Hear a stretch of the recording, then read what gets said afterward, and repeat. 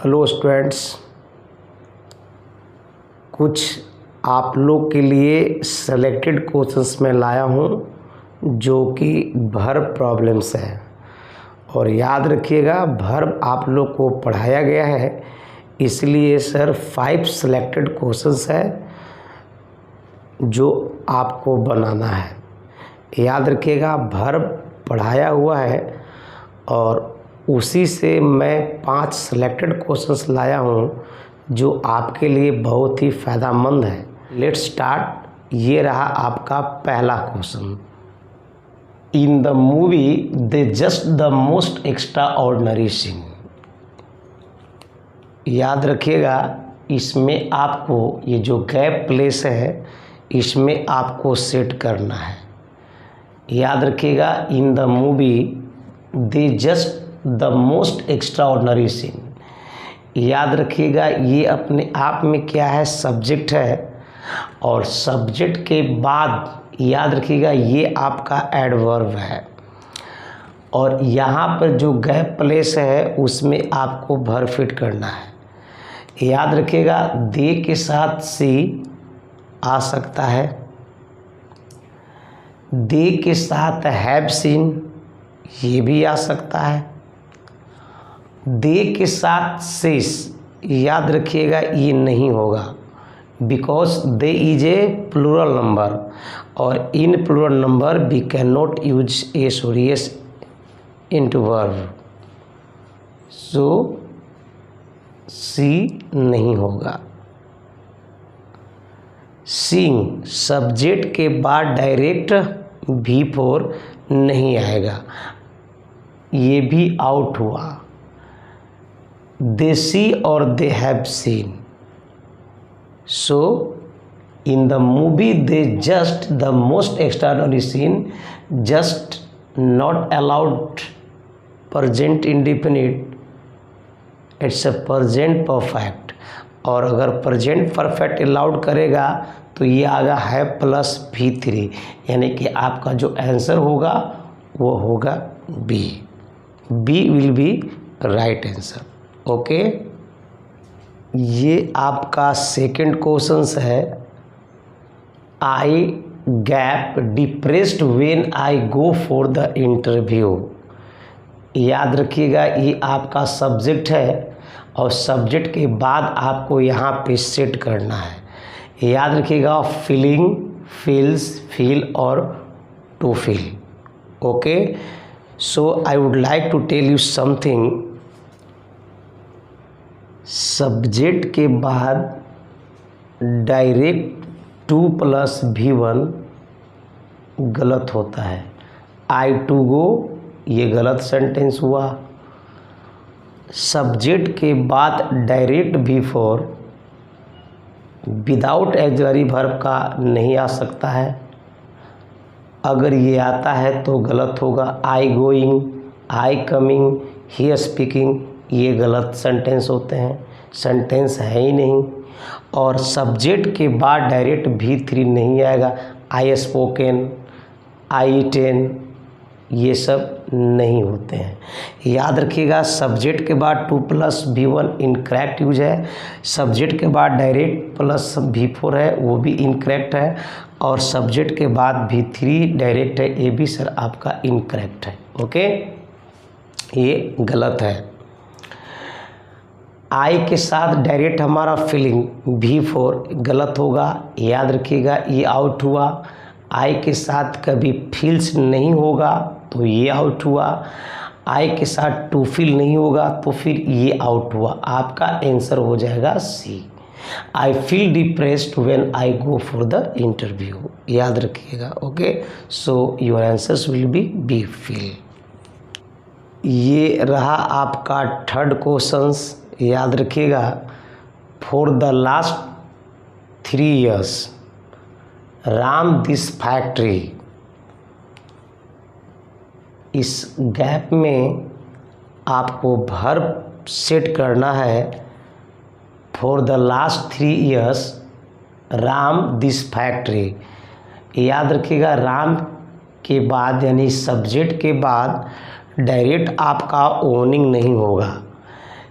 याद रखिएगा सब्जेक्ट के बाद डायरेक्ट V4 आप नहीं रख सकते हो जब तक उसके पहले अगर is are am I mean अगर एक्सिलरी वर्ब नहीं है तो आप डायरेक्ट सब्जेक्ट के बाद या तो V4 या 2+V1 या V3 नहीं रख सकते हैं, वो गलत होगा। I to speak, I to go, you to speak, you to come, ये गलत है। I speaking, I playing, you going, you coming, ये भी गलत है। I eaten, you eaten, ये भी गलत है। सो पहला ऑप्शन आउट कर दिए। ओके, हैज़ बीन ओनिंग, याद रखिएगा इसमें टाइमिंग्स दिया हुआ है तो हैज़ बीन ओनिंग आ सकता है और नहीं भी आ सकता है, बट इसके अकॉर्डिंग टू ये सही है भी है। ओन्स, याद रखिएगा यहाँ पे जब for the last 3 years time दिया हुआ है तो ओन्स का कोई सवाल नहीं होता है। हालांकि ही वंस होगा according to present indefinite, but यहाँ पर टाइमिंग्स है, प्रेजेंट परफेक्ट कंटिन्यूअस है और प्रेजेंट परफेक्ट कंटिन्यूअस में आप हैज़ बीन या हैव बीन प्लस V4 लगाते हैं। बट एक रूल है कि याद रखिएगा यहाँ पर ओन है सर, ओनिंग को हम कंटिन्यूअस में नहीं ले जा सकते हैं because it's possessions verb. Okay, so has one your right answers. याद रखिएगा हैज़ बीन ओनिंग नहीं होगा, आपका सही आंसर हो जाएगा has own. So D options will be right. Okay, ये आपका 4th क्वेश्चन है। पूजा हैज़ गैप मी और गैप, 2 जगह पर गैप दिया हुआ है, 2 स्थान आपका वेकेंट है और दोनों स्थान पर आपको इसको फिट करना है। याद रखिए पहला option cause laugh, causes to laugh, made to laugh और मेड लाफ। ओके, मेक और कॉज, याद रखिएगा इसके बाद डायरेक्ट अगर कोई वर्ब डालोगे, इसके बाद डायरेक्ट अगर कोई वर्ब रखोगे तो याद रखिएगा वो आता है सर सिर्फ V1 विदाउट टू, यानी कि वर्ब को सर आप बिना टू को रखेंगे जिसको बेयर इन्फिनेटिव कहते हैं। ही मैक्स मी लाफ, ये सही है। ही मेड मी लाफ, ये सही है। लेकिन अगर कॉज का इस्तेमाल करोगे तो याद रखिएगा कॉज के साथ 2+V1 आता है, बराबर आप लिख सकते हो विथ 2, याद रखिएगा। मेक के साथ यदि वर्ब होगा तो without to I mean bare infinitive, और यदि कॉज का प्रयोग करोगे तो कॉज के साथ 2+V1 I mean infinitive you can say और विथ 2। ओके, पूजा हैज़, याद रखिएगा हैज़ के बाद यहाँ पर कॉज्ड लगा हुआ है जो कि सही है। उसके बाद सर एक मेरा ऑब्जेक्ट है और इसके बाद जो आपका लाफ लगा हुआ है, हालांकि कॉज के बाद हमारा 2+ वर्ब V1 होता है तो सिर्फ यहाँ पर लाफ है, इसलिए ये आउट हो गया। कॉज हैज के साथ 2 लाफ तो यहाँ पर सही है, बट हैज के साथ यहाँ पर कॉजेज नहीं होगा तो सर ये गलत है। हैज के बाद याद रखिएगा मेड यहाँ पर बिल्कुल सही है, लेकिन यहाँ पर 2 लाफ दिया हुआ है, ये आपका गलत हो गया। और याद रखिएगा यहाँ पर मेड दिया हुआ है और मेड के बाद सर यहाँ पर है bare infinitive, so your answers will be D. D will be right answer. Okay, याद रखिएगा ये आपका 5 क्वेश्चंस है and that is the last questions. ये आपका अंतिम सवाल है, याद रखिएगा। Rohit would dash got this offer if he had attended the interview.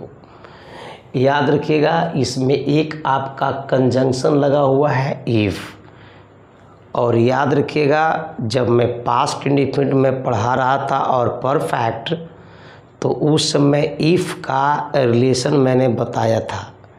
याद रखिएगा इफ़ के बाद सब्जेक्ट प्लस हमारा हैड प्लस V3 है तो उसका प्रिंसिपल क्लॉज होता है वुड हैव प्लस V3।